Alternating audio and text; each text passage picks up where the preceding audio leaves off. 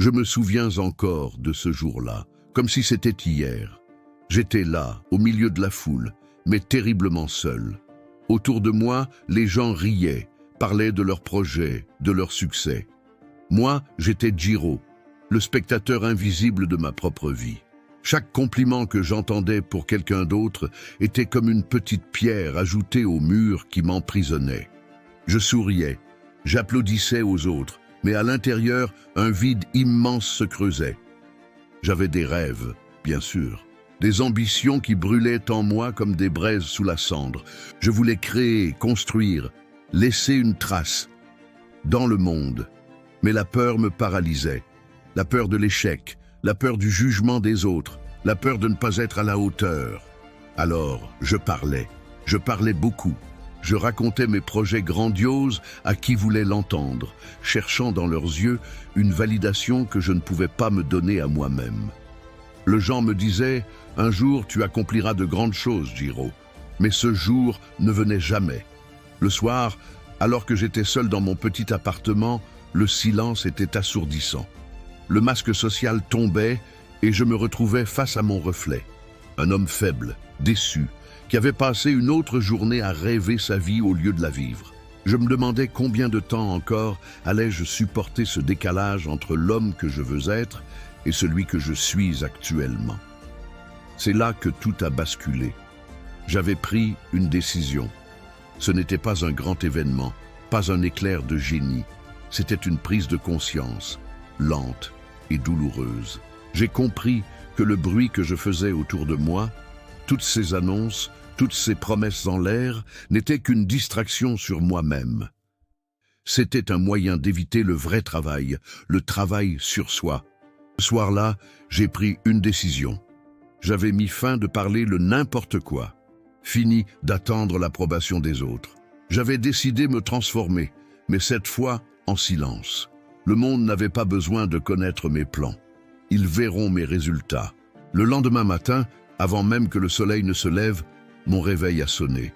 C'était la première fois depuis des années que je me levais avec une véritable intention. Pas pour aller subir une journée de travail, mais pour aller conquérir la journée. J'ai enfilé mes chaussures de sport et je suis sorti courir. Les premiers pas furent horribles. Mes poumons brûlaient, mes jambes protestaient, chaque partie de mon corps criait d'arrêter. Mais une petite voix, celle de ma nouvelle détermination, me disait de continuer. Un pas après l'autre, juste un pas de plus. Allez, lorsque j'avais fait le retour chez moi, au lieu de m'affaler devant l'écran, j'ai ouvert un livre. Un livre sur la programmation, d'un domaine qui m'avait toujours fasciné, mais que j'avais jugé trop complexe pour moi. Les premières pages étaient un langage extraterrestre. J'ai passé 1 heure à déchiffrer un seul paragraphe. La frustration était immense, mais je me suis souvenu de ma promesse.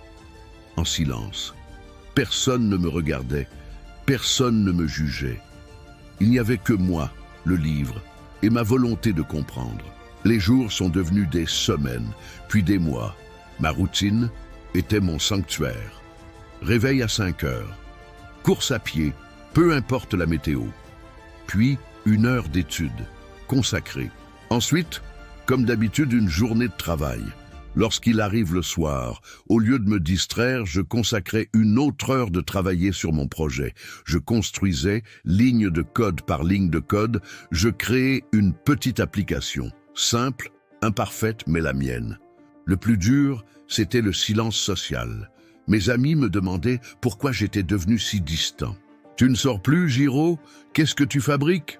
Je répondais par des phrases vagues. Je prends un peu de temps pour moi. Je ne voulais encore rien dire de mon projet. C'était frustrant. Une partie de moi voulait crier de mes progrès, montrer aux gens les kilomètres que je pouvais maintenant courir sans m'arrêter, expliquer les algorithmes que je commençais à maîtriser. Mais je me suis tenu à ma règle. Le silence était mon armure et ma forge. Dans ce silence, je n'avais pas besoin de prouver quoi que ce soit à personne. Le seul juge, c'était moi. Je célébrais chaque petite victoire de mon évolution. 1 kilomètre de plus, une fonction qui marche déjà, je termine enfin un chapitre de livre. C'était un carburant pur, non dilué par l'ego ou par le besoin de reconnaissance extérieure. J'ai appris à trouver de la joie dans le processus lui-même, pas seulement dans l'anticipation du résultat. J'ai découvert une force intérieure que j'ignorais posséder. Mon corps changeait, devenant plus fort, plus endurant. Mon esprit aussi, devenant plus vif, plus discipliné. Je ne me sentais plus comme une feuille emportée par le vent, mais comme un arbre qui enfonce profondément ses racines dans la terre. Un jour, 6 mois après le début de ma transformation, un ancien collègue m'a croisé dans la rue.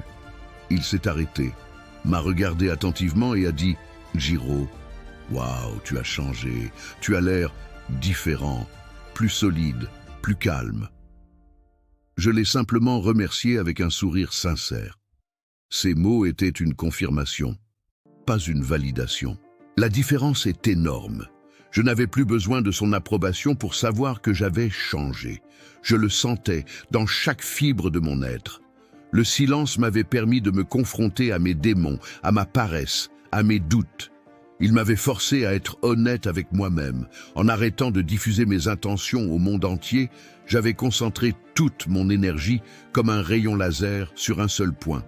Devenir la meilleure version de moi-même. Mon application, ce petit projet né dans le secret de mes soirées, a commencé à prendre forme. Je l'ai peaufiné, testé, amélioré, encore et encore. Puis, 1 an après ce fameux soir, sans tambour ni trompette, j'avais décidé de lancer mon application et le mettre en ligne. Je n'en ai parlé à personne de mon entourage. J'ai juste laissé mon travail parler pour lui-même. Les premiers téléchargements sont arrivés, puis les premiers commentaires positifs. Des inconnus qui trouvaient de la valeur dans ce que j'avais créé, seul, dans le silence de ma chambre. C'était un sentiment 1000 fois plus puissant pour moi que n'importe quel encouragement que j'avais reçu par le passé. Ce n'était pas la promesse de mon succès, mais la preuve que mon travail paie. Aujourd'hui, quand je regarde en arrière, lors de mes débuts, je trouve que je ne suis plus le Giro d'autrefois, celui qui cherchait la lumière dans le regard des autres. J'ai appris que la vraie force ne se crie pas sur les toits. Elle se construit dans l'ombre, dans la discipline silencieuse du quotidien.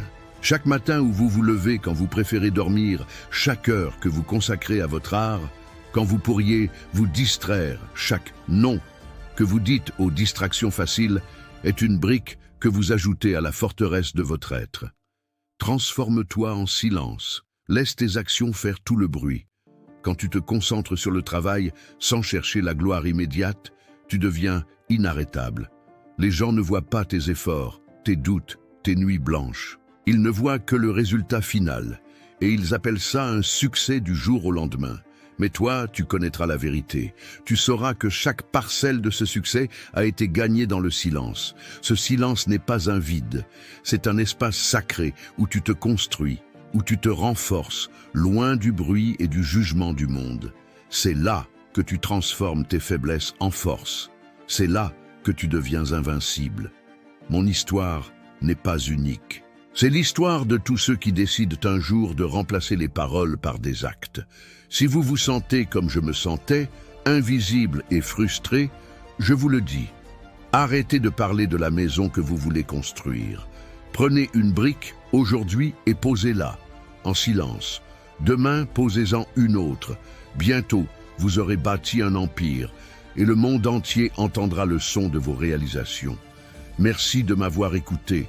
Si cette histoire résonne en vous, continuez à suivre ce chemin. Le voyage est long, mais la destination, c'est vous-même, en plus fort. Si cette vidéo t'a parlé, laisse un like pour me le faire savoir. Abonne-toi à Mage Équilibre pour plus de contenu sur la transformation personnelle et surtout, commence aussi dès maintenant.